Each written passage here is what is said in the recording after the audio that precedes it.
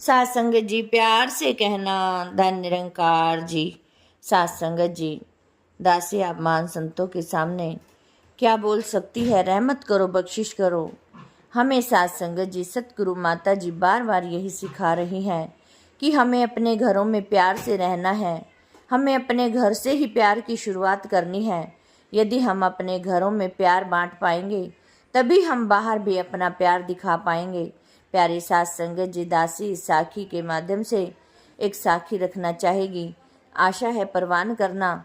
सात संगत जी, एक समय की बात है कि एक गैर सत्संगी परिवार रहता था।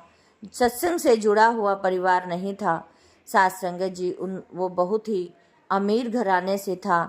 अमीर था सात संगत जी। उनके घर बहुत ही अच्छा घर बना हुआ, कारोबार भी बहुत ही अच्छा। उनके 2 बच्चे थे और सात संगत जी, उन्होंने एक अपने घर में ही एक मंदिर, बहुत बड़ा सा मंदिर भी बनवाया हुआ था। सात संगत जी, वह हर रोज अपने मंदिर में बैठकर घंटों घंटों पूजा करती।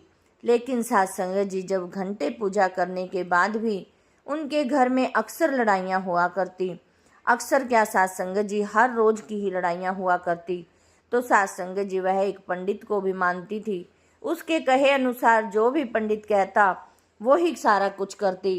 पंडित ने सात संगत जी इतने सारे उनसे अपने ये भ्रमों में डालकर कि आज ये टोना कर लो तो घर की शांति हो जाएगी, आज ये टोना कर लो तो घर की शांति हो जाएगी, तुम ये टोने करवाता रहता और उनसे इतने सारे पैसे भी ऐंठता रहता। लेकिन उनके घर में कोई भी फर्क नहीं पड़ा, बल्कि दिन पे दिन और ज़्यादा लड़ाइयाँ होती चली गई।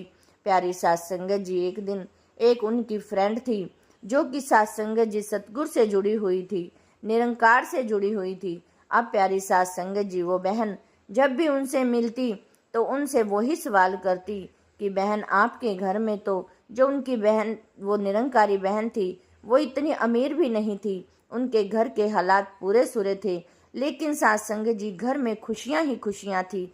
जब सात संगत जी वो अमीर वाली फ्रेंड अपनी उस निरंकारी बहन से मिली तो उनसे मिलकर कहने लगी कि तुम्हारे घर तो शांति है, तुम्हारे घर तो कभी लड़ाई भी नहीं होती, और हमारा घर एक ऐसा है कि कभी लड़ाई बंद ही नहीं होती।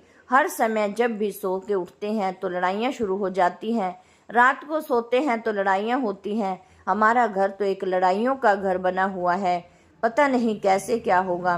प्यारी सात संगत जी, वो कहने लगी कि तुम कैसे खुश रह सकती हो। सात संगत जी, वो निरंकारी कहने लगी कि हमने तो अपने सतगुरु का ज्ञान लिया हुआ है। हमें जैसे सतगुरु अपने रास्ते पर चलाते हैं, हम उनके कहे अनुसार चलते हैं। जैसे हमें सतगुरु कहते हैं कि हमें सुकून से रहना है तो हम सुकून से ही रहते हैं, ऐसा ही कहने लगी।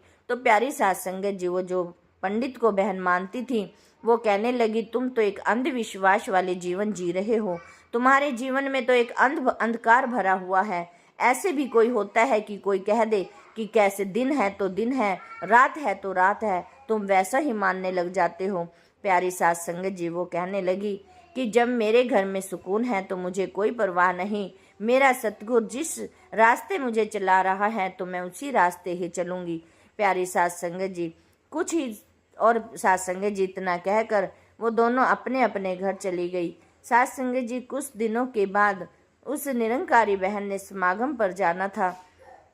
समागम आ रहा था तो प्यारी सात संगत जी, उसने उसको बुलाया और कहा कि कल मैं समागम पर चल रही हूँ, वहाँ पर बाबा जी के विचार भी होंगे, आप मेरे साथ सत्संग पर चलो।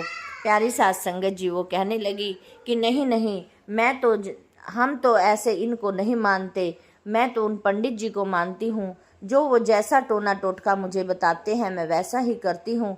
मैं तुम्हारे सत्संग में नहीं चल सकती।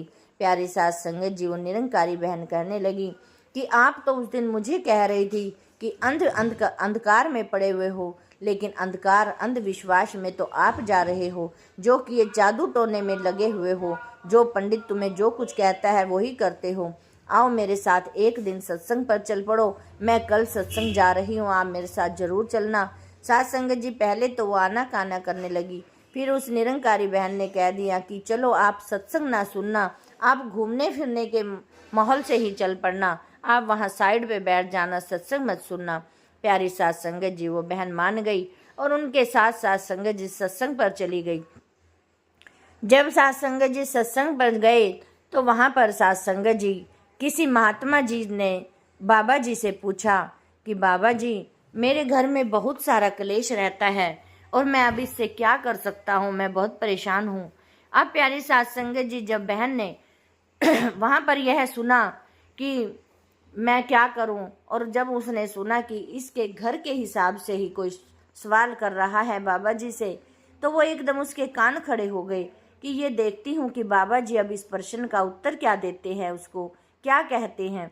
प्यारी साथ संगत जी बाबा जी ने उनको मुस्कुराते हुए कहा कि तुम अपने पति की बात नहीं मानते होगे, अपनी पत्नी की बात नहीं मानते होगे, तो यदि आप अपनी पत्नी की बात मानने लग जाओगे तो फिर अपने आप ही क्लेश खत्म हो जाएंगे। आप उसकी बात प्यार से सुनना। लड़ाई हमेशा हमेशा वहाँ पर होती है जहाँ जिस घर में अहंकार होता है कि एक दूसरे के आगे झुक ही नहीं सकता। पति सोचता है कि मैं उससे ऊपर हूँ तो पत्नी सोचती है मैं उससे ऊपर हूँ, यही कारण होता है क्लेश का। प्यारी साथ संगत जी वो बहन ये बातें सारा कुछ सुन रही थी और साथ संगत जी बाबा जी ने उन्हें बहुत ही आराम से सिखाया। थोड़ी देर बाद ही साथ संगत जी वो बहन उस बहन के पास आई और कहने लगी तुम बैठ यहाँ पर, मैं थोड़ी देर सेवा कर लेती हूँ। प्यारी साथ संगत जी वो कहने लगी कि अब तुझे इस सेवा करने से क्या फल होगा, क्या घर के काम थोड़े होते हैं, यहाँ पर भी तू अपना काम करके शरीर अपना खराब कर रही है, थक रही है। साथ संगत जी वो कहने लगी कि जब हम सेवा करते हैं तो हमारा कष्ट शरीरों से सारे कष्ट निकल जाते हैं और हमें शक्ति बर्दाश्त करने की शक्ति मिलती है। हमें कोई भी संकट आ जाए, कोई भी दुख आ जाए, हम उसको बर्दाश्त कर सकते हैं। प्यारी साथ संगत जी ये सब कुछ देखते देखते अगली शाम को साथ संगत जी जब वो घर लौट रही थी तो साथ संगत जी उन्होंने देखा, जब साथ संगत जी अगले दिन फिर बाबा जी का सत्संग चला और बाबा जी ने यही सुकून के बारे में ही, यही शांति घर में बरसाए रखने के बारे में विचार की, तब भी उस बहन ने सारी विचार सुने। अब साथ संगत जी सत्संग सुनकर वो बहनें दोनों ही घर की तरफ वापसी चलने लगी। प्यारी साथ संगत जी रास्ते में सोचने लगी, जो वो संसारी बहन थी, तो कहने लगी कि सच बात है, ये तो बात बाबा जी ने कितने तरीके से समझा दी है। यदि ये बात तो मेरा पंडित भी समझा सकता था और मुझे आराम से सिखा सकता था, उसने तो इतने सारे जादू टोने करवाए हैं और इतना मेरा पैसा लूट लिया है। प्यारी साथ संगत जी वो सोचते सोचते घर पर आ गई और घर से साथ संगत जी अपने पति का जो भी उसका पति कहता वही कहना मानने लगी। अब साथ संगत जी 2 दिन बीते, 3 दिन बीते, पति बहुत खुश हुआ उसके विचार देखकर कि ये तो बहुत ही कहना मानने लग गई है। साथ संगत जी उसने भी हंसते हंसते उसके कहना मानना शुरू कर दिया।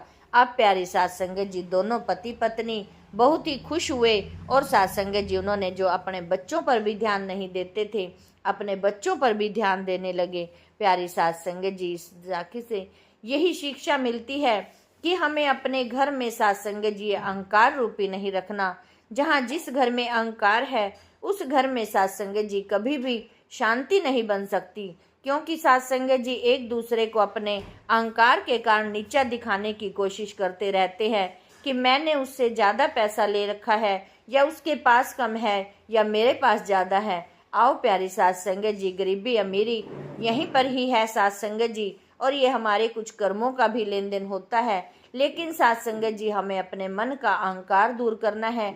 जिस दिन ये मन से अहंकार चला जाएगा उसी दिन ही साथ संगत जी हम अपने घर को प्रफुल्लित खुशियां दे सकते हैं, अपने जीवन में खुशी प्राप्त कर सकते हैं, अपने जीवन में आनंद प्राप्त कर सकते हैं। आओ प्यारी साथ संगत जी, दासी भी आप जी से यही विनती करती है, यही अरदास मांगती है कि दासी को भी यही सुमत बख्शो, यही प्यार बख्शो कि दासी भी अपने घर में अपने जीवन में खुशियां प्राप्त कर सके और अपने बच्चों को भी दे सके, बाहर भी दे सके।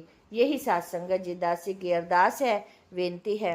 दासी से बोलते समय बहुत सारी गलतियां हो जाती होंगी, अनजानी बच्ची समझकर क्षमा करना और साथ संगत जी दासी के पेज के साथ भी जरूर जुड़े रहना। साथ संगत जी प्यार से कहना, धन्य निरंकार जी।